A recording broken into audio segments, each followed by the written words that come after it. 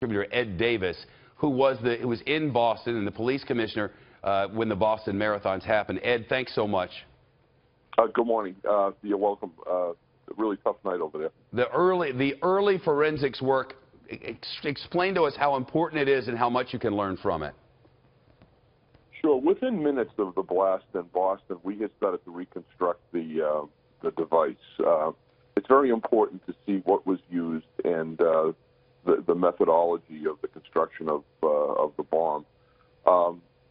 We were picking up the detonator within a few minutes of arrival at the scene, and within 48 hours, our bomb technicians had rebuilt the device just from picking up small pieces of evidence and understanding the explosive that was used. In our case, it was gunpowder.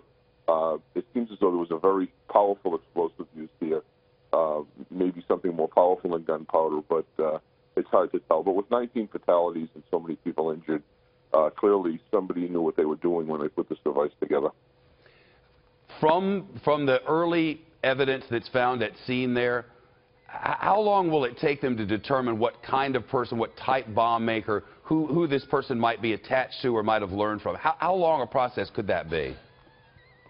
Well, I'm sure there are working theories right now. They are looking at scrubbing all of the information and intelligence that has been collected overseas and abroad. They're looking at the device itself. They are running down all of the suspects that are in the area. I'm sure that they're looking for the potential of follow-on attacks. That's a big worry in a situation like this. So after you care for the wounded, there's an incredible sense of urgency to find out the scope or the scale of this, how many people were involved in it. It's very difficult for an attack like this to be just one person, especially with a sophisticated explosive like this. This is not an attack with a car or a knife. It's something that's well planned out and well executed, and there most likely will be co-conspirators. So they're running really hard to wrap these people up, to look at all of the wiretaps and overhears that they're getting both in country, in the UK and outside. There's an enormous amount of work that has to be done very quickly, but they have some of the best people in the world working on this in the UK. Ed, the situation in Boston was such that you knew you had, or you certainly believed you had suspects on the run. But in this case, I suppose they have to act as if they do because somebody had to build that bomb. And with one notable exception, I don't know of a case where the person who blew up the explosive was the one who made the bomb, because within these organizations, the bomb maker is among the most important of all of those. Right. They value those talents and they keep those people alive.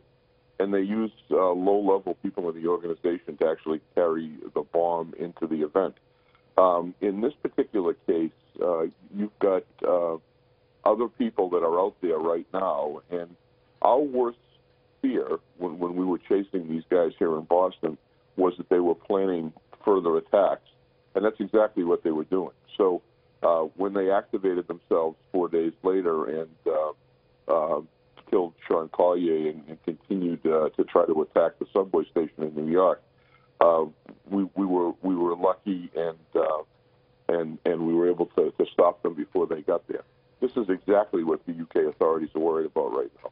Where is the cell? How do we wrap it up? How do we stop them from doing further damage to us? People may forget the Tsarnaev brothers.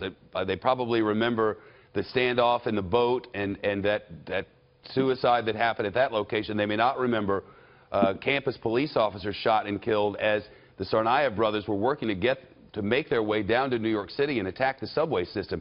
It's lost in the top-of-mind history of all of that because of the urgency of what happened there at the Boston bombing. But to say that there wasn't more planned would be a horrible misstatement of history.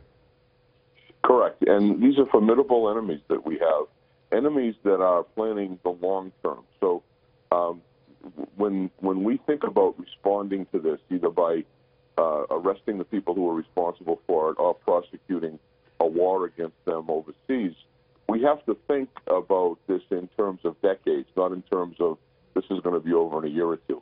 Our enemies dictate how long this is going to go on, and unfortunately, we're in this for the long run. Ed, I can't thank you enough. Appreciate your expertise and all you do.